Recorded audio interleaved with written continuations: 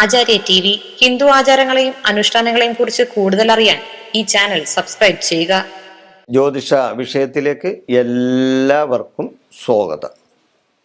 ഞാൻ ഇന്ന് പറയാൻ പോകുന്ന ജ്യോതിഷ സംബന്ധമായ വിഷയം, നിത്യബ്രഹ്മചാരിയായ ശ്രീ അയ്യപ്പൻ്റെ ഫോട്ടോ വീട്ടിൽ വെക്കാമോ? അതൊരു തർക്കമുള്ള കാര്യം അല്ലേ? ചിലവർ പറയും വെക്കാമെന്ന് പറയും, ചിലവർ പറയും വെക്കരുത്, അയ്യപ്പൻ്റെ ഫോട്ടോ വീട്ടിൽ വെക്കരുത്, ചിലവർ പറയും വെക്കാം, ഇങ്ങനെ പറയും. കാര്യങ്ങൾ ചിന്തനം നടത്തിയാൽ അതിൻ്റെ ശരിയായ ഉത്തരം നമുക്ക് കണ്ടെത്താൻ പറ്റും. അതായത് അതിനെപ്പറ്റി കൂടുതലായിട്ട് ഞാൻ ഈ പറയുന്ന കാര്യങ്ങൾക്ക് വ്യത്യസ്ത അഭിപ്രായങ്ങളുണ്ടാവും, അത് തീർച്ചയാണ്. എന്നിരുന്നാലും നമ്മൾ അതിനെപ്പറ്റി കൂടുതലൊന്ന് ചിന്തിച്ചു നോക്കിയാൽ നമുക്കതിൽ ഉത്തരം കണ്ടെത്താൻ പറ്റും. അയ്യപ്പൻ ആരാണ്? അയ്യപ്പൻ നിത്യബ്രഹ്മചാരിയാണ്, ഇല്ലേ? അയ്യപ്പൻ നിത്യബ്രഹ്മചാരിയാണ്. അപ്പോൾ നിത്യബ്രഹ്മചാരിയായ ദേവൻ്റെ ഫോട്ടോയും നമ്മൾ അതേപോലെ സൂക്ഷിക്കണ്ടേ, ഇല്ലേ?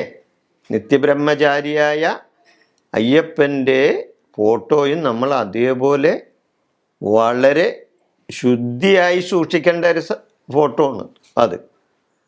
അപ്പോൾ ഫോട്ടോകളെല്ലാം ശുദ്ധമായി തന്നെ സൂക്ഷിക്കണം, അതിൽ സംശയമൊന്നുമില്ല.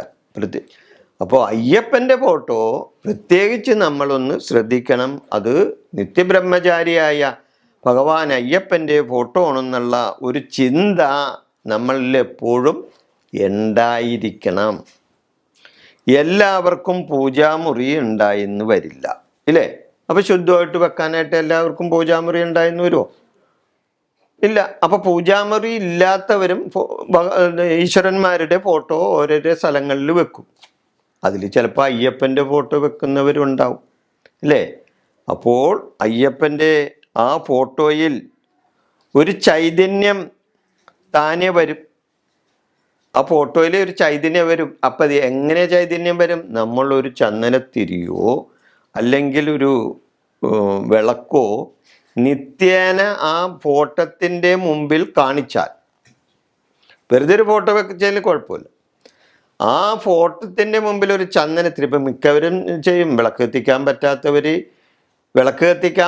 പറ്റാത്തവർ അവിടെ ഒരു ചന്ദനത്തിരിയെങ്കിലും ചിലപ്പോൾ കത്തിക്കും. അങ്ങനെ ചന്ദനത്തിരി കത്തിച്ചാലും അവിടെ വിളക്ക് കാണിച്ചാലും അല്ലെങ്കിൽ വിളക്ക് തെളിയിച്ചാലും അവിടെ ആ ഫോട്ടത്തിന്, അയ്യപ്പൻ്റെ ഫോട്ടത്തിന് മാത്രമല്ല കേട്ടോ, ഏത് ഫോട്ടത്തിൻ്റെ മുമ്പിലാണെങ്കിലും ഒരു വിളക്ക് തെളിയിക്കുകയോ ഒരു ചന്ദനത്തിരി കത്തിക്കുകയോ ചെയ്താൽ ആ ഫോട്ടത്തിനൊരു ചൈതന്യം വരും. അപ്പോൾ ആ നിത്യബ്രഹ്മചാരിയായ അയ്യപ്പൻ്റെ ഫോട്ടത്തിൻ്റെ മുമ്പിൽ നമ്മൾ തിരി കത്തിക്കുകയോ വിളക്ക് കൊളുത്തുകയോ ചെയ്താൽ തീർച്ചയായിട്ടും ആ ഫോട്ടോയിൽ ഒരു ചൈതന്യം ഉണ്ടാവും. അപ്പോൾ ആ ചൈതന്യം നമ്മൾക്ക് കാത്തു സൂക്ഷിക്കാൻ പറ്റുമോ? അതാണ് അവിടെ ചോദ്യം. ആ ഫോട്ടോയിൽ ഒരു ചൈതന്യം താനെ വന്നു ചേരുമെന്ന് ഞാൻ പറയുമല്ല.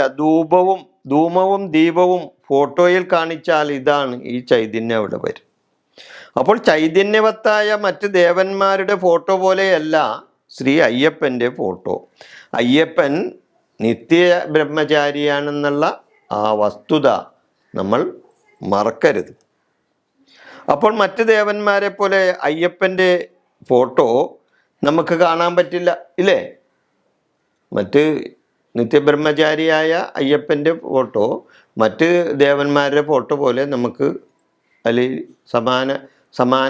സമാനത കാണാൻ പറ്റില്ല. അതിൻ്റെ അകത്ത് അത് വേറിട്ട ഒരു ഫോട്ടോ തന്നെയാണ്.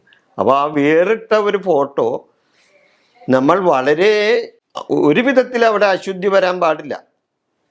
ഒരു വീടാകുമ്പോൾ അവിടെ ഒരു ദമ്പതിമാർ അല്ലെങ്കിൽ ഭാര്യ മക്കൾ അല്ലെങ്കിൽ സ്ത്രീകൾ ഒക്കെ ഉള്ളവരൊക്കെ ദാമ്പത്യ ബന്ധത്തിൽ കഴിയുന്നതാണല്ലോ കുടുംബം. അപ്പോൾ അവിടെയൊക്കെ അശുദ്ധിപരമായ പല കാര്യങ്ങളും സംഭവിക്കും. പക്ഷേ ഈ നിത്യബ്രഹ്മചാരിയായ അയ്യപ്പൻ്റെ ഫോട്ടോയിലേക്ക് അശുദ്ധി ഒരിക്കലും വരാൻ പാടില്ല. അവിടെ അത് വന്നാൽ അത് നമുക്ക് ദോഷമായി വരും. അപ്പോൾ മറ്റു ദേവന്മാരെ പോലെ ശ്രീ അയ്യപ്പനെ നമുക്ക് കാണാൻ പറ്റില്ല. സ്ത്രീകളുള്ള വീട്ടിൽ മാസമുറ ഉണ്ടായിരിക്കും, ഇല്ലേ? സ്ത്രീകൾക്ക് അപ്പോൾ എന്തെങ്കിലും തരത്തിൽ ആ ഫോട്ടോയിൽ അശുദ്ധി വന്നാൽ നിങ്ങൾക്കത് ശാപമായി മാറും. നിങ്ങൾക്കത് ശാപമായി മാറും. അതുകൊണ്ട് ശ്രീ അയ്യപ്പൻ്റെ ഫോട്ടോ വെച്ച് നിങ്ങൾ നിത്യാരാധന നടത്തുന്നത് ശരിയല്ല എന്നാണ് എൻ്റെ അഭിപ്രായം. ഞാൻ അറിഞ്ഞെടുത്തോട്ടുള്ള കാര്യങ്ങൾ അത് സത്യമാണ് താൻ. എന്നാൽ ഇതിൽ വേറൊരു അഭിപ്രായം മറ്റുള്ളവർക്ക് ഉണ്ടായെന്ന് വരും കേട്ടോ. അതാണ് ഞാൻ പറഞ്ഞത്, ഇതിനെതിരഭിപ്രായം ചിലപ്പോൾ ഉണ്ടായെന്ന് വരും. എന്നിരുന്നാലും ഞാൻ എൻ്റെ അഭിപ്രായം ഇവിടെ വിവരിക്കുകയാണ്. അയ്യപ്പൻ്റെ ഫോട്ടോ കഴിയുന്നതും വീട്ടിൽ വെച്ച് ആരാധിക്കരുത്. അങ്ങനെ ആരാധിക്കുന്നുണ്ടെങ്കിൽ അതേപോലെ ശുദ്ധിയോടുകൂടി വേണം. ഈ വിഷയം ഞാനിവിടെ അവസാനിപ്പിക്കുന്നതാണ്. ജ്യോതിഷ സംബന്ധമായ എന്ത് കാര്യത്തിന് വേണ്ടിയും നിങ്ങൾക്കെന്നെ വിളിക്കാവുന്നതാണ്. ഈ വിഷയം ഞാനിവിടെ അവസാനിപ്പിക്കുന്നു. നന്ദി, നമസ്കാരം.